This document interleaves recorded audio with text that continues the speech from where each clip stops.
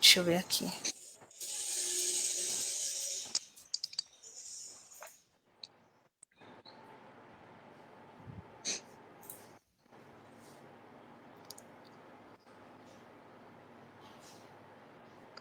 Deixa eu ver.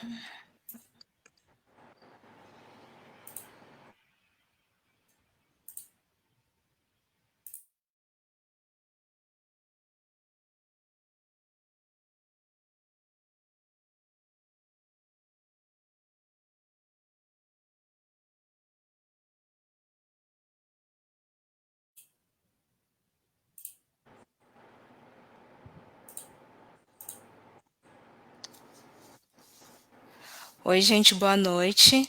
Obrigada a todos que estão conosco no nosso encontro que acontece toda quinta-feira. Me chamo Indira Rodrigues e faço parte da ONG Ama Acalentar. E hoje eu vou moderar nossa live abordando o seguinte assunto: endometriose profunda.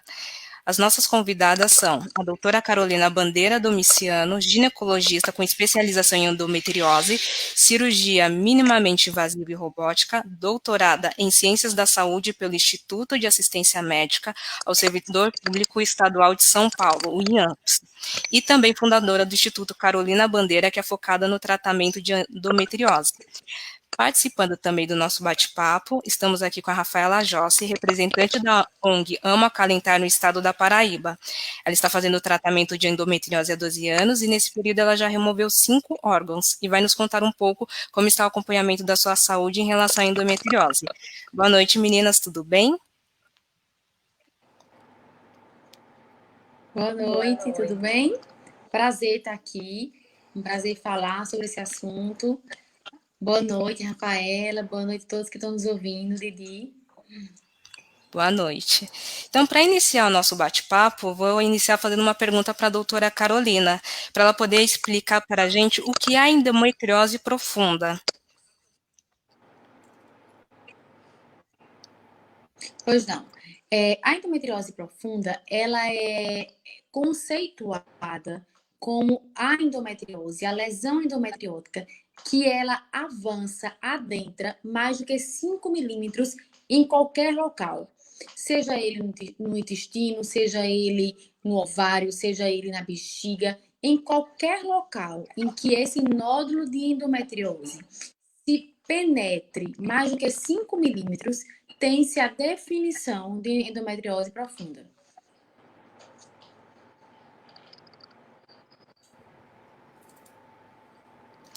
Bacana.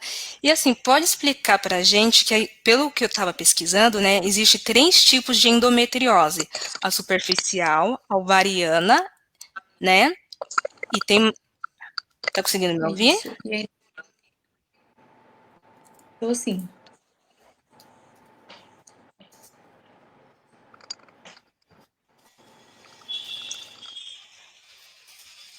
Estou ouvindo. Oi, tá travado aqui para mim. Estou ouvindo. Tá tudo bem. Também estou ouvindo perfeitamente. Então, só retomando, voltou aqui para mim o sinal, ficou travado. Existem 3 tipos de endometriose, né? A superficial, a do ovário e a profunda. Está correto? Você pode explicar para a gente um pouquinho a diferença dessas 3? Então, a endometriose profunda, essa definição que eu falei, aquela endometriose, aquele nódulo de endometriose que adentra mais do que 5 milímetros. Quando a endometriose ela não é caracterizada pela definição de endometriose profunda, o que significa que aquele nódulo ele é mais superficial, ele não chega a adentrar até 5 milímetros, ela é chamada de endometriose superficial. A endometriose peritoneal ou em qualquer outro órgão que a lesão não adentre mais do que 5 milímetros. A endometriose ovariana, ela é caracterizada pela presença de tecido endometrial no ovário. As atuais discussões em congresso nos chamam a atenção e nos dizem que se a paciente ela possui nódulo ovariano, se ela tem algum tipo de nódulo no ovário, ela já é convocada, ela já é denominada a ser uma paciente portadora de endometriose profunda. Então, a presença de endométrio hoje no ovário já caracteriza essa paciente como uma portadora de endometriose profunda. Aproveitando um pouquinho a presença da Rafaela, conta um pouquinho pra gente quando que você descobriu que tem endometriose e a relação do seu tratamento hoje, que você já faz um acompanhamento, já tem 12 anos, né?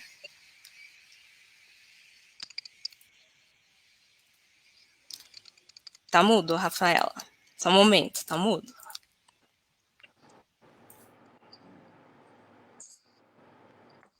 Tá conseguindo me ouvir? Agora sim. Então, fazem. Tá me ouvindo? Sim. Sim. Fazem 18 anos, né, da minha primeira menstruação. E assim, eu sofri bastante durante 6 anos, porque não me davam diagnóstico nenhum. Só que eu tinha ovário policístico, ou que tinha dismenorreia primária, que depois passou para ser secundária, que era muita cólica durante o período menstrual. Só que desde o primeiro ciclo menstrual, eu sentia muita dor, eu vomitava bastante por conta das cólicas, eu desmaiava. Durante esse período dos 6 anos, eu tive muita formação de cisto no ovário, de acúmulo hormonal, e sempre eu fazia tratamento só com analgésicos e anti-inflamatórios. Até que chegou assim num limite que eu faltava bastante as aulas, tanto escolares, depois na universidade. Depois eu comecei a trabalhar, eu também não conseguia exercer a função do trabalho e eu sempre era aquela que no período menstrual, a qualquer momento eu podia desmaiar de dor e tinham que me socorrer para levar ao hospital. Então, o meu primeiro diagnóstico foi só pela questão dos sintomas, já que nos exames não acusavam. Então, eu fiquei com esse diagnóstico da endometriose, mas assim, naquela época, era diferente de hoje. Então, assim, não tinha esse avanço da internet, da comunicação. Então, era muito assim: você ia para o consultório médico, você ouvia, né, o diagnóstico dele, a opinião dele. Se não desse certo, você tentava para outro ginecologista, como também antigamente, como na minha idade, a gente não ia ao ginecologista, a gente primeiro ia ao pediatra, e o pediatra sempre passava analgésico, né? E não fazia ultrassom, mas não via nada.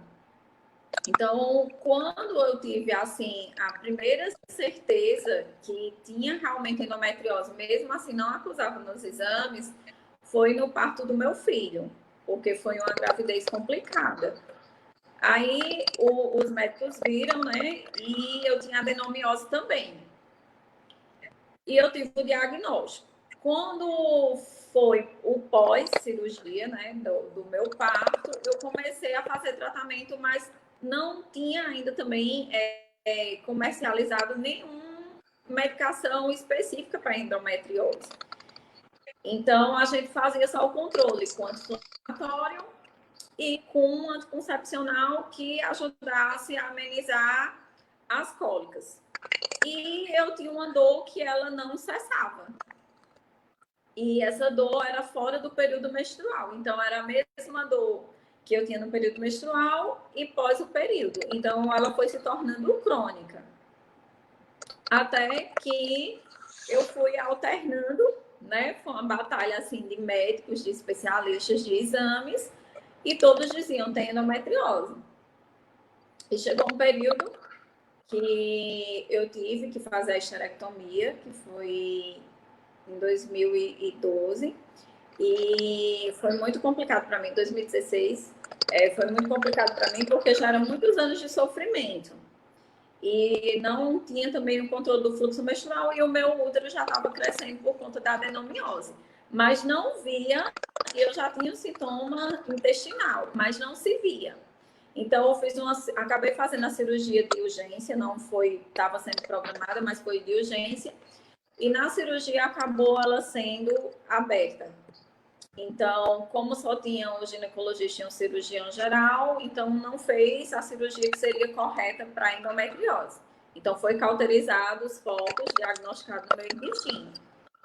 E depois disso, eu continuei com os sintomas. Cessou mais ou menos durante uns 6 meses, até que eu dei entrada no pronto-socorro com uma dor muito forte e como se fosse gases. E quando eu cheguei no pronto-socorro, eu estava com um cisto hemorrágico, com endometrioma no ovário, enorme, com hemorragia interna. Então, eu fui para a minha terceira cirurgia. E lá, como foi de urgência também, eles fizeram aberta. E dessa cirurgia, eu fiquei com bastante sequelas. Como não foi correta, com 20 dias, eu acabei descobrindo que eu tinha endometriose no ureter e no ovário. Ainda estava lá. Inclusive, eu fui fazer uma cirurgia para remover o ovário direito e só foi removido o cisto. E assim, foi uma surpresa, né? Então, eu passei um tempo sem andar, porque lesionou um nervo. Então, na batalha de se fazer exames e de se encontrar o especialista em endometriose, eu sofri bastante, porque quando eu tive esse diagnóstico, eu já tinha perdido a função do rim direito. Então, assim, se agravou, não é? Ficou muito complicado e tinha muita divergência entre meus exames. Alguns médicos laudavam que realmente tinha no ureter, outros não viam nada. O exame da função renal era bem claro, não existia mais função, só estava menos que 10%. E entre essas idas e vindas de vários especialistas, eu desmaiava, eu precisava de morfina, eu precisava de tramal, eu não tomava banho praticamente só, eu não conseguia fazer minha higienização na barriga, minha barriga inchava e desinchava, eu não conseguia eliminar as fezes, eu chorava muito, eu chorava para urinar. Então, assim, eu fiquei muito crítico, né? E quando eu passei por 2 equipes, né, de especialistas de endometriose, e para surpresa do meu caso, como tinha se agravado, eu precisava da parte urológica primeiro. Era muito arriscado para mim fazer uma cirurgia só, porque eu precisava remover o rim.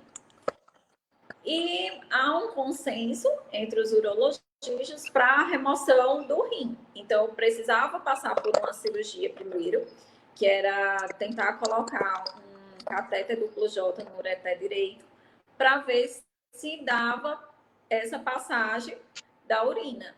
Mas na cirurgia teve uma surpresa que os nódulos endometriais fizeram com que meu ureter ele ficasse igual um canudo enrolado em volta dos outros órgãos. E estava tudo colado, estavam os 2 ovários colados, o intestino, meu reto estava fora do lugar, eu tinha nódulos endometriais na vagina, tinha nódulos endometriais na bexiga. Então, assim, estava tudo junto, que é o que chama a pelve congelada, que justificava as várias dores. Então, com 7 dias, eu fiz a 5ª cirurgia, que foi a remoção do rim direito. E para essa remoção do rim direito, eu precisava pelo menos 60 dias de recuperação para fazer a cirurgia de endometriose, porque no meu caso, ela seria uma cirurgia prevista mais de 7 horas de duração. E assim foi feito. Então, eu fui para a 6ª cirurgia. Aí eu precisei de vários especialistas, de proctologista, de urologista, cirurgião geral, 2 especialistas de endometriose profunda e para casos complicados como o meu. Não é? Foi uma equipe enorme para que minha cirurgia ocorresse, que eram 2 especialistas médicos para cada especialidade que eu precisava. E correu tudo bem. E durante a cirurgia, também se descobriu um foco no meu diafragma. E por toda a batalha, assim, que foi muito próxima às minhas 3 últimas cirurgias, e eu já estava entrando na 6ª, elas foram muito próximas. Então, o consenso da equipe foi, primeiro, fazer essa parte da pelve e depois iria monitorar esse foco no diafragma, que é o que eu estou fazendo agora, é o monitoramento desse foco no diafragma para fazer uma próxima cirurgia, porque aí eu faço acompanhamento, né, com várias especialidades, porque eu fiquei com várias sequelas pós tantas cirurgias e o acometimento também dos meus nervos.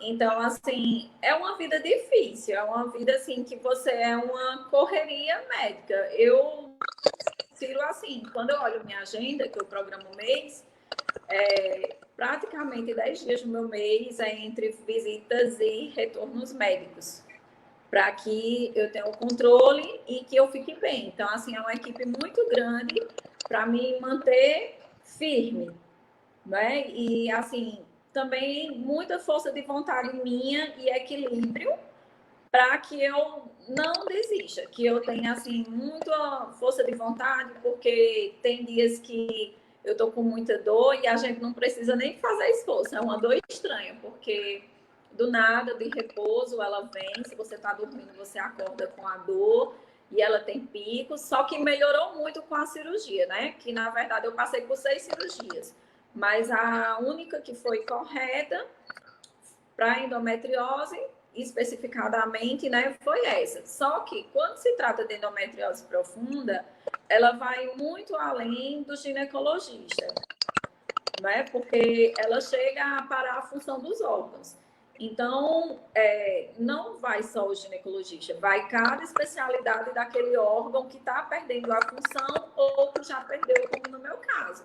Não é? Porque aí no somatório eu perdi os 2 ovários, o útero, o rim direito, o ureter direito, removeu parte da vagina por causa dos nódulos endometriais e parte da bexiga.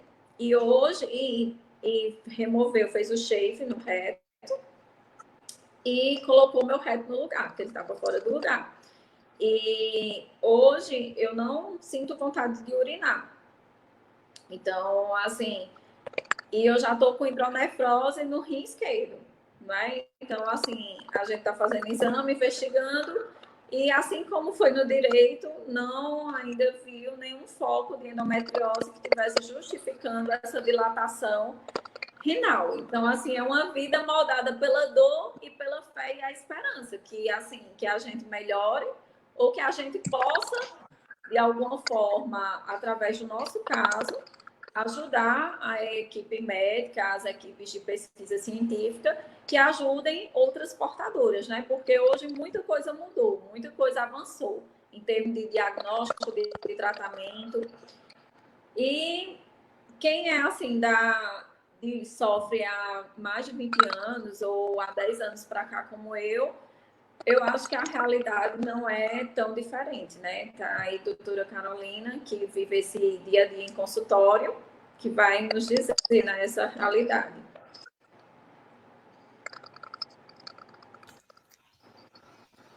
Rafaela, obrigada pelo depoimento. Doutora, e pegando a história dela como referência, né, levando assim em consideração que os casos podem variar de acordo com cada situação das pacientes, mas qual é o melhor exame para poder identificar a endometriose profunda? Então, Ou o mais utilizado? a endometriose profunda, ela é mapeada através de 2 exames. A ressonância de pelve e a ultrassonografia transvaginal com preparo intestinal, para pesquisa de endometriose profunda. A literatura, ela não coloca superioridade entre os métodos. Ela coloca a afinidade de cada método. A ressonância de pelve é quando feito por um especialista em endometriose também, um especialista de ressonância que saiba identificar a doença. Da mesma forma que existe o especialista cirurgião, o ginecologista, também existe o radiologista que tem a propriedade de buscar os nódulos de endometriose de forma diferenciada, com visão diferenciada. A ressonância ela nos traz um mapeamento muito eficaz. Porque ela abrange uma área de visão que é um pouco limitada no método da ultrassonografia transvaginal com preparo, que é uma área chamada de paramétrio. O paramétrio é a lateral do útero, é o local em que passa estruturas muito nobres, como o ureter, como o nervo hipogástrico, como vasos, como outros nervos, como estruturas que são definidoras no processo de função da pelve. Então, a ressonância, ela é um método de melhor eficácia para visualização dos paramétrios, que são locais muito nobres. Em contrapartida, a ultrassonografia transvaginal com preparo, ela tem a sua grande valia em lesões intestinais. Então, assim, não existe uma superioridade. Esses dois métodos são os mais utilizados. De qualquer maneira, existem profissionais que buscam mais um, buscam mais outros, porque de fato nada comprova que um é superior ao outro. Esses são os mais usados por especialistas em endometriose. Mas o que é mais importante de tudo não é exatamente o método, é aquela questão do exame ser feito com profissionais experientes, com profissionais capacitados para fazer o exame e que consigam dar um resultado e um mapeamento eficaz. Por quê? Porque o mapeamento da endometriose realizado com o exame de imagem, ele permite ao cirurgião que ele busque lesões não visíveis, inclusive a olho nu da gente. Então, são lesões que ficam por trás do peritônio, são lesões que ficam invisíveis até a própria laparoscopia. Então, o mapeamento, ele é definidor de um bom resultado cirúrgico.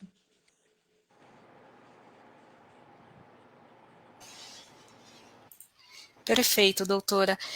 E assim, todos os graus de endometriose podem influenciar na fertilidade? De qual forma?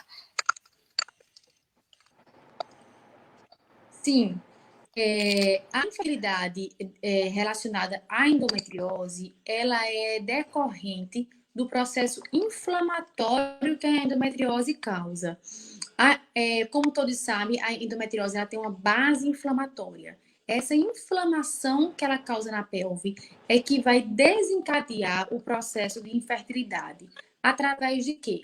Através da aderência pélvica, das aderências entre os órgãos, da desestrutura da anatomia pélvica normal que a endometriose causa. E esse processo inflamatório, ele também causa obstrução tubária e, não menos importante do que isso tudo, a própria hostilidade na pelve.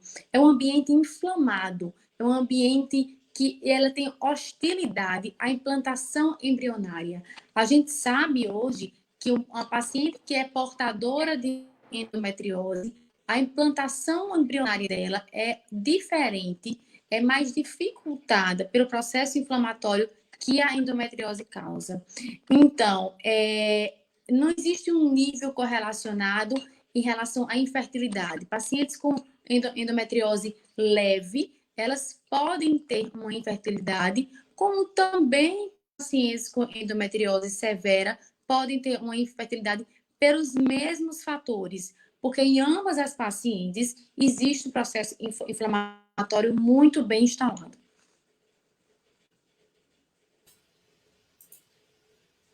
Doutora, sabendo que, assim, tratamentos hormonais, eles não curam, né, a endometriose, mas, por exemplo, no caso de interromper a menstruação por meio de pílulas anticoncepcionais de uso contínuo, é um meio de tratamento para quem tem a endometriose?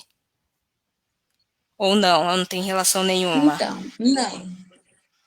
Assim, hoje em dia, quando a gente fala de tratamento da endometriose, a gente fala de tratamento de uma doença crônica. A doença crônica, ela não tem cura, como todos sabem, ela tem tratamento. A gente só consegue definir que está havendo tratamento da endometriose quando a gente faz a excisão dos focos. A excisão é a retirada, não é a cauterização. Como a Rafaela até relatou na história dela, ela passou por uma cauterização de focos. Então, já se sabe que isso hoje não traz mais o tratamento. Então, o tratamento da endometriose é a excisão dos focos. Qualquer outra terapia que a gente vá se utilizar para ajudar a paciente com endometriose, hoje, em uma nomenclatura mais moderna, a gente não chama mais de tratamento, a gente chama de medidas de suporte. Então, hoje, o anticoncepcional, como ele é incapaz de retirar o nódulo, então a gente chama hoje, de forma mais atual, medida de suporte clínico.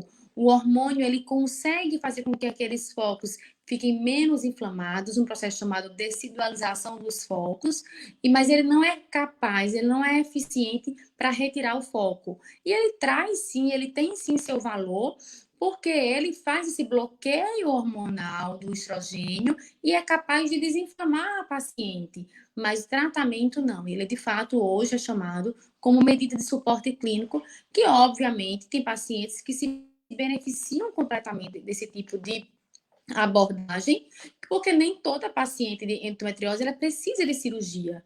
Então, os hormônios, eles têm sim seu papel de valor importante na melhora da dor, no controle de várias situações, inclusive pré e pós-operatórias. Mas, de fato, ele é chamado de medida de suporte.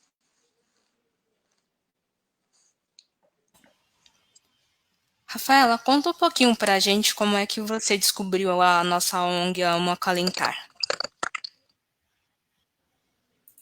Quando eu descobri a ONG, foi quando eu já estava assim, desesperada, porque não podia ser que só eu estivesse sofrendo desse jeito.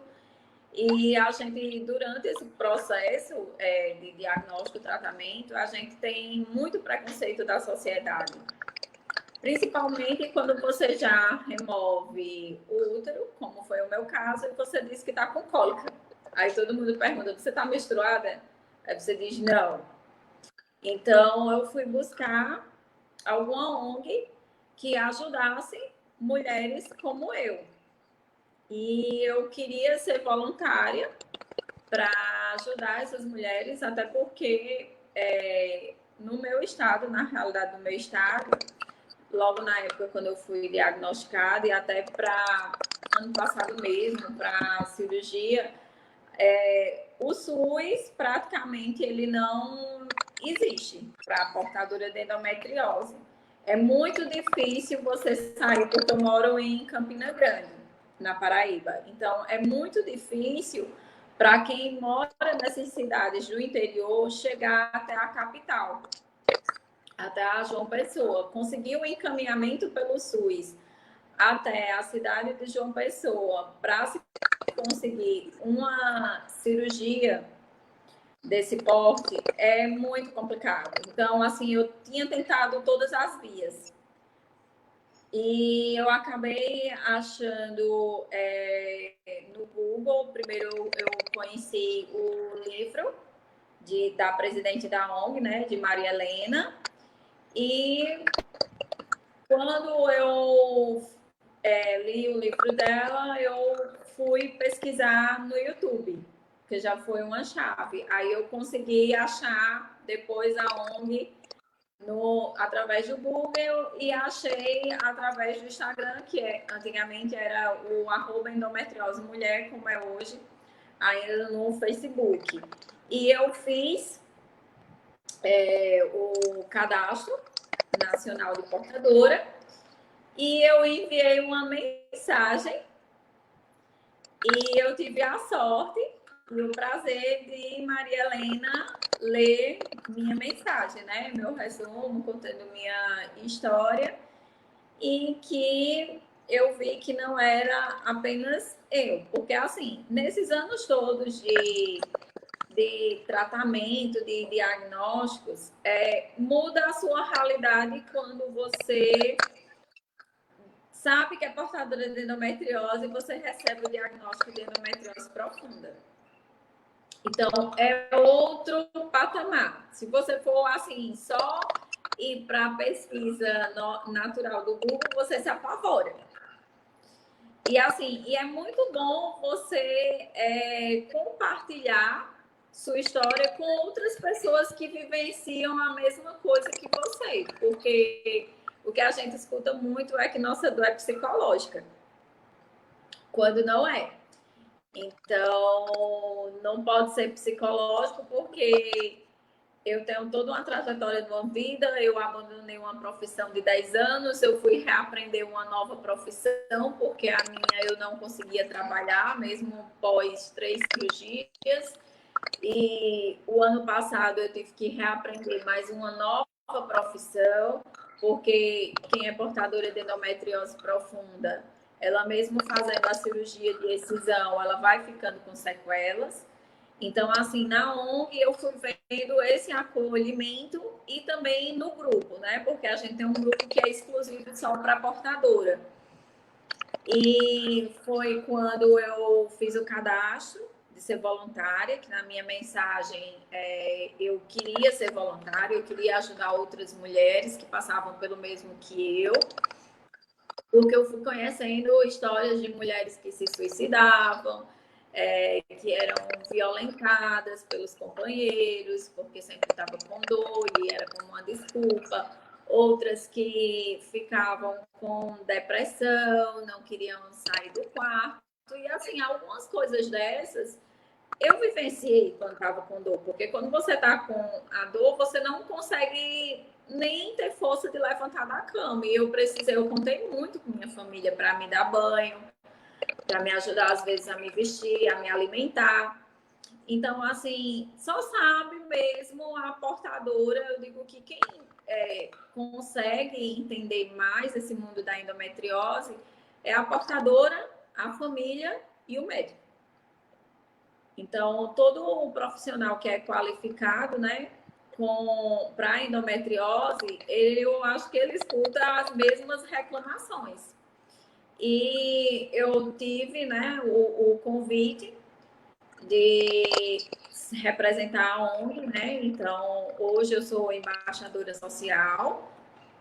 Primeiro a gente ficou para diretora, mas aí, como a ONG é internacionalmente conhecida, então eu fiquei como embaixadora social e hoje eu atendo várias mulheres no meu Instagram, que eu criei para relatar a minha história, que é o Vivendo com Endometriose Profunda, e na página do Facebook. Então, a gente faz esse acolhimento, não é, dessas mulheres, por isso o nome, né? Amo acalentar, porque muitas vezes elas querem desabafar, elas sempre choram.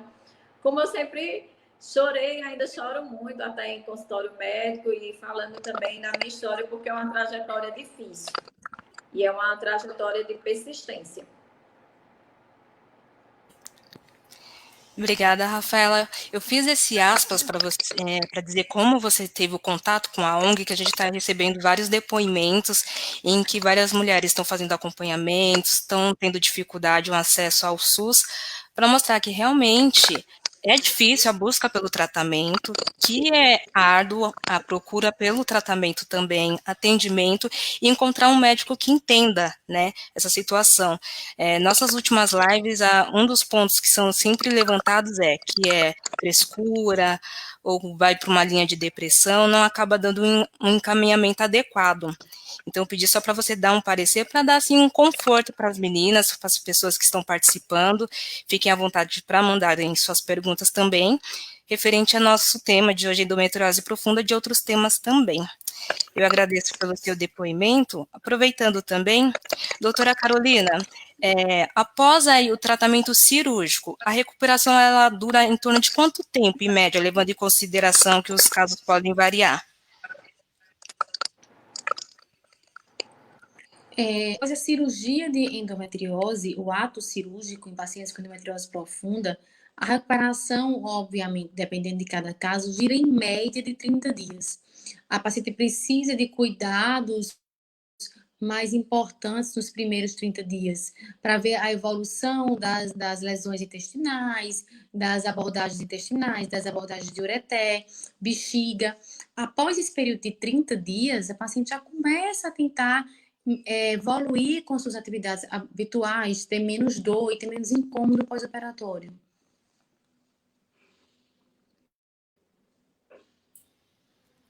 E a endometriose, ela só pode ter um tratamento, um resultado melhor somente por cirurgia? Ou algum medicamento também Não, auxilia? a endometriose, não, a endometriose, nem toda endometriose é cirúrgica. Existem as indicações para as cirurgias de endometriose, que são principalmente dor pélvica importante, que não melhora com o uso de remédios, aqueles pacientes que têm dores incapacitantes, pacientes com infertilidade relacionada à endometriose também são pacientes cirúrgicas, e, obviamente, pacientes que têm lesões de órgão-alvo. Esses 3 grupos de pacientes são os que mais são levados ao ato cirúrgico. Outras pacientes que têm a doença, porém, têm uma doença leve, controlada com o uso de medicamento, essa paciente ela não é cirúrgica. Ela fica em uso de hormônios durante um longo período da vida e consegue ter um tratamento eficaz, um controle eficaz.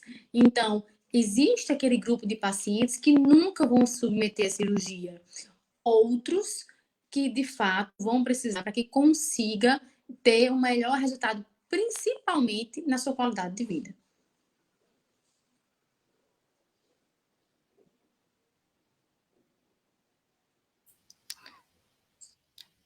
Doutora, obrigada.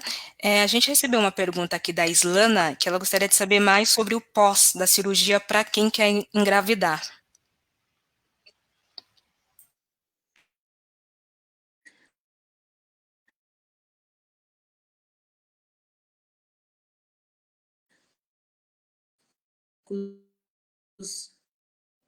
Para endometriose, Doutora, peritoneal, licença. tubária.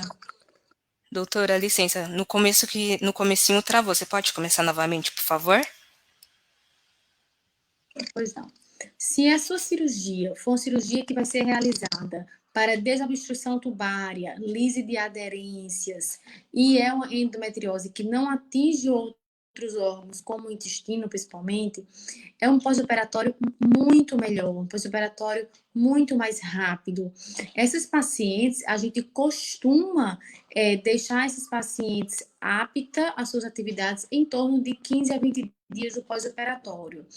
E, inclusive, se o objetivo da cirurgia for tentativa de gravidez natural, ela vai já tentar engravidar, em geral, no próximo ciclo menstrual, porque ela tem um período melhor de sucesso de gravidez natural nos 6 meses pós-cirurgia. Em se falando de pacientes com endometriose em que atinge apenas trompa ou pequena lise de aderência.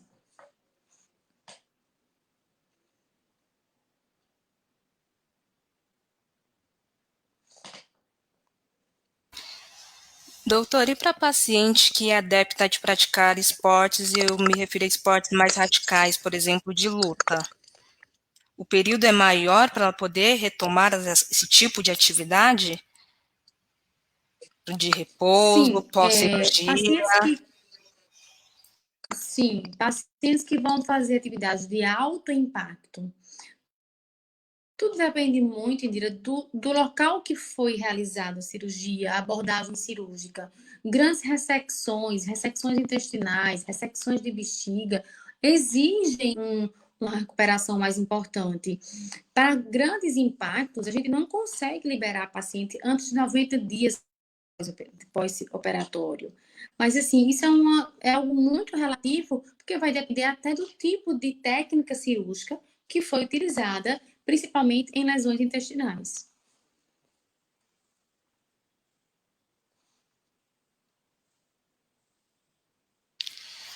A extração do útero e dos ovários elimina as dores da endometriose ou não? Não, de forma alguma. A dor da endometriose não está relacionada à presença ou não do útero. A endometriose é um processo inflamatório pélvico ou extrapélvico crônico. A doença atinge nervos, principalmente o plexo hipogástrico inferior, a inervação da pelve, e esse processo de inflamatório da questão nervosa da pelve é ela o responsável pelo quadro doloroso, quadro álgico da paciente. Retirar o útero ou retirar o ovário não é tratamento para endometriose. O tratamento é a excisão dos focos em que cause uma liberação da anatomia da pelve e a excisão completa dos focos.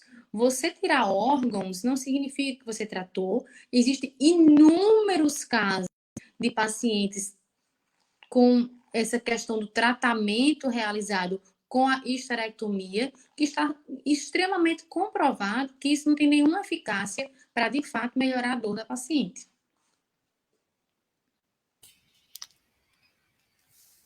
E a endometriose, ela sempre causa dor?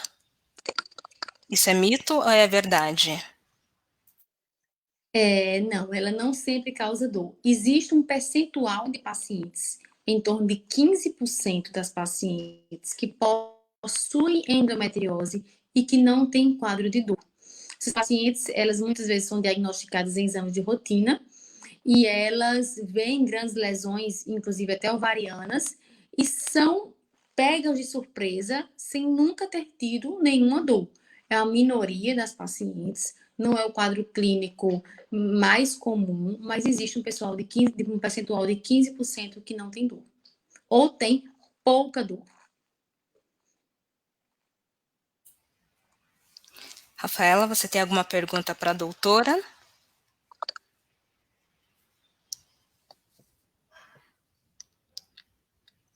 Ou melhor, você pode contar para mim essa história, porque é ela que vai te operar agora que você me falou, não foi?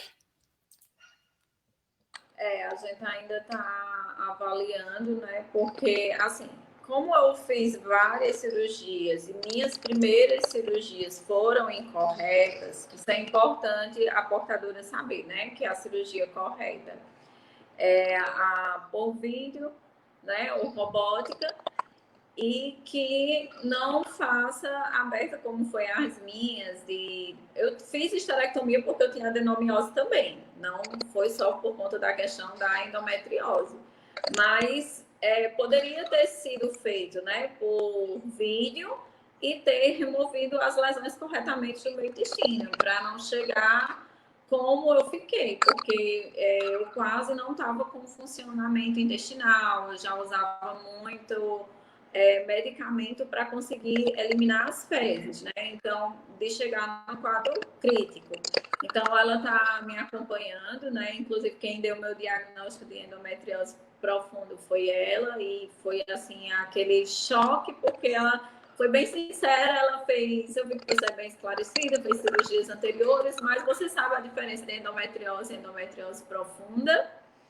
E, assim, eu não sabia, e é porque eu fiz formação em ciências biológicas, né? Eu sempre pesquisava, mas eu não cheguei a ver essa parte de endometriose profunda, nem tinha noção, só tive noção e entrei em desespero quando eu fui cirurgiada, que com 20 dias não melhorou em nada, e eu descobri que precisava de uma nova cirurgia. E fui para uma profissional, uma ginecologista, que era portadora também de endometriose, e foi quando ela disse, você precisa de um ginecologista especialista. E aqui no nosso estado, em João Pessoa, tem a doutora Carolina.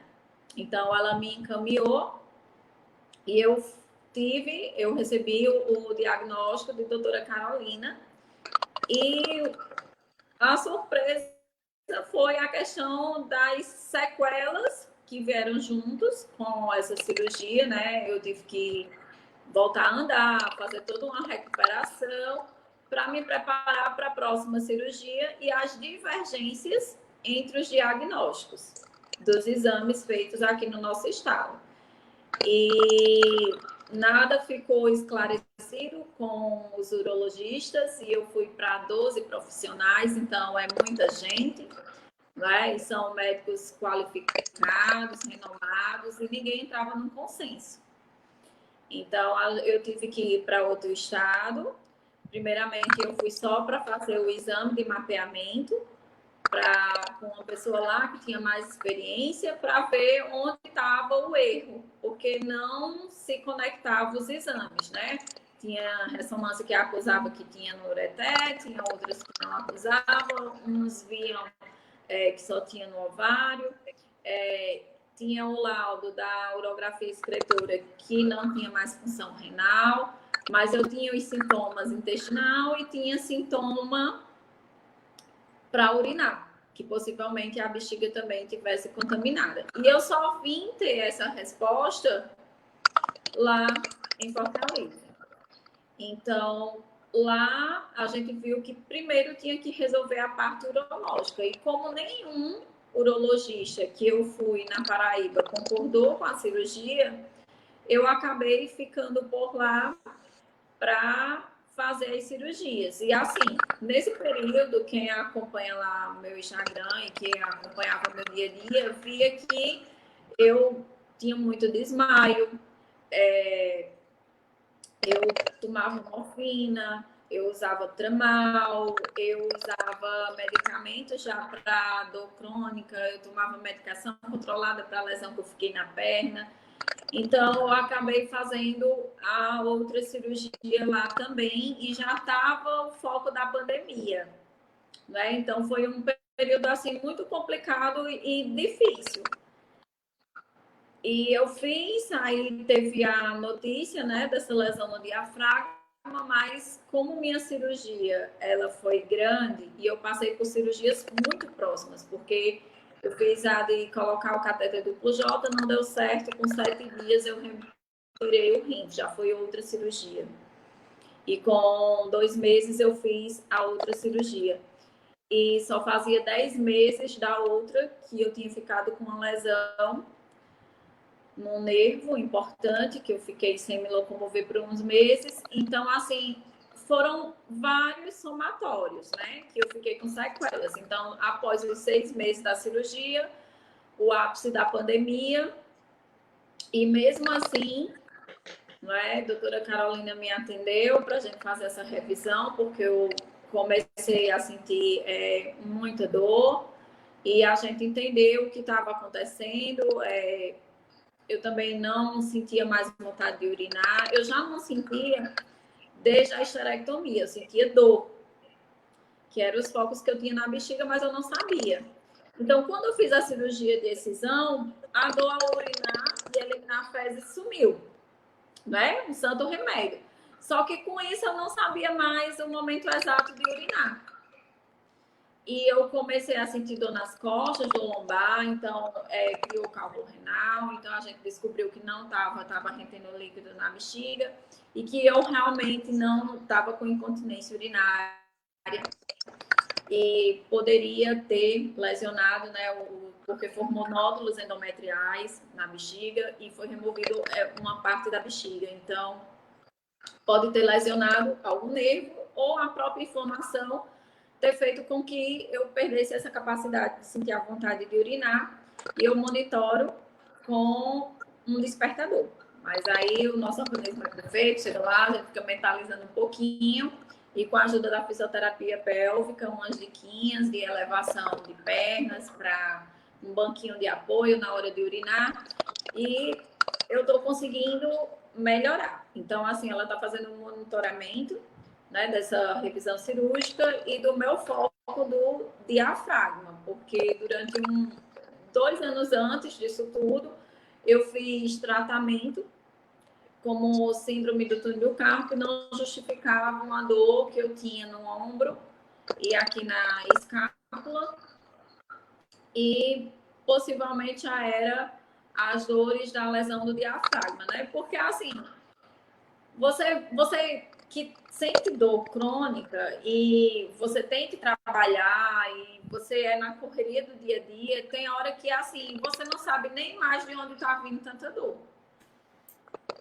E é muito complicado. Então, primeiramente, a gente vai sempre confiar mais no médico, né? Na posição do médico. Então, por isso que eu digo, o caso, quando a portadora ela tem endometriose profunda, ela já vem de uma batalha médica enorme até se detectar. Hoje não, que o diagnóstico, os médicos que fazem os exames, eles estão se especializando, né? Por conta dessa necessidade. Então, é muito mais fácil, né? Tanto que tem diagnóstico de criança com 10 anos e já está com endometriose profunda, mas o exame bem feito já lauda. E é diferente, porque assim, quando você passa tantos anos com essa lesão, com essas dores, que você não faz a cirurgia corretamente, então já gerou um quadro crônico, que mesmo após a cirurgia, tem dias que eu não sinto nada. E assim, eu até percebo que eu digo, nossa, que maravilhoso, hoje eu tô sem dor. E é uma dor mais suportável, porque antes eu não conseguia ficar sentada, eu não conseguia ficar deitada de lado ou emborcada. E com a cirurgia no quarto dia eu já dormi de lado.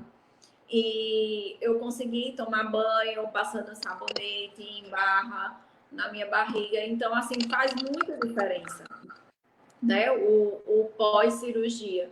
Mas mesmo assim eu continuo, né, com muitas dores. Às vezes eu não aguento e acabo tomando morfina ou vou para o hospital e tomo um tramal.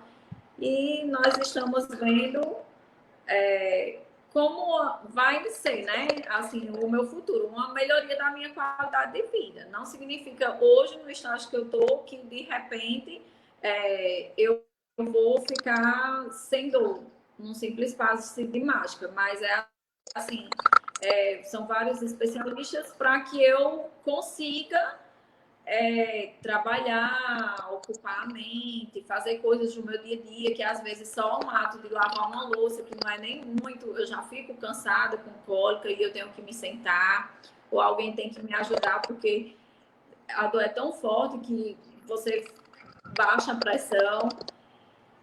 E é complicado, mas assim, ela está me acompanhando e a gente entrou num tratamento para dor crônica, ajustar também meu horário do sono, o descanso.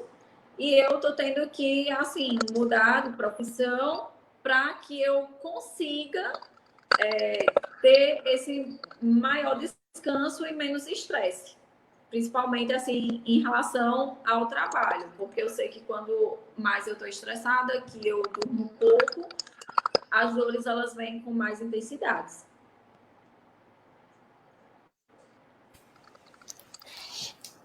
E o pessoal que está assistindo a nossa live, a doutora, com esse depoimento da Rafaela, né, isso só prova o quanto ela tem força, não desiste, está fazendo todo o acompanhamento direitinho para ela poder ter uma qualidade de vida. Aproveitando também, recebemos duas perguntas para a doutora. A Islana, ela está perguntando aqui para a gente qual é a relação da endometriose profunda com a adenomiose. A adenomiose é uma entidade que se assemelha à endometriose. Antigamente, se dizia muito comumente que a adenomiose era a endometriose do útero, certo? Na verdade, essa definição ela não é completamente correta. A gente sabe que a adenomiose é a projeção do endométrio na musculatura uterina. Essa adenomiose, ela pode ser caracterizada sobre dois conceitos: a adenomiose interna, quando esse endométrio se projeta de dentro da cavidade e avança a musculatura, como ela pode ser uma outra entidade chamada adenomiose externa, que é quando a paciente tem lesões externas à serosa, a camada externa do útero, e essas lesões adentram o útero de fora para dentro. As pacientes que têm endometriose, elas costumam ter adenomiose, mas não existe uma obrigatoriedade da paciente ter endometriose e também ter a entidade em adenomiose. Doutora, recebemos aqui a pergunta da Diosete Nogueira, tá? Ela fala o seguinte: a mulher que tem endometriose profunda desenvolve doenças autoimunes, pois depois da endometriose desenvolvi tireoide de Hashimoto e síndrome do intestino irritável. Aí ela queria que você falasse um pouquinho sobre isso. Na verdade, ela não, quando a paciente tem endometriose, ela não desenvolve doenças autoimunes. A paciente, ela já tem a genética propensa a ter doenças autoimunes, seja ela qual for, inclusive a endometriose, que hoje a gente já sabe que a forma como a endometriose se desenvolve não é só através da menstruação retrógrada. A paciente ela tem fatores autoimunes que favorecem a implantação desse endométrio em locais fora do útero. Então, o que é que acontece na verdade? As pacientes que têm endometriose, elas costumam ter outras doenças autoimunes, porque as doenças autoimunes, elas andam juntas. Não foi a endometriose que causou as outras doenças. A endometriose por si, conceitualmente, já tem um componente autoimune e ela não deixa de andar junto com outras doenças autoimunes, como síndrome do intestino irritável, Hashimoto e a própria, principalmente, fibromialgia.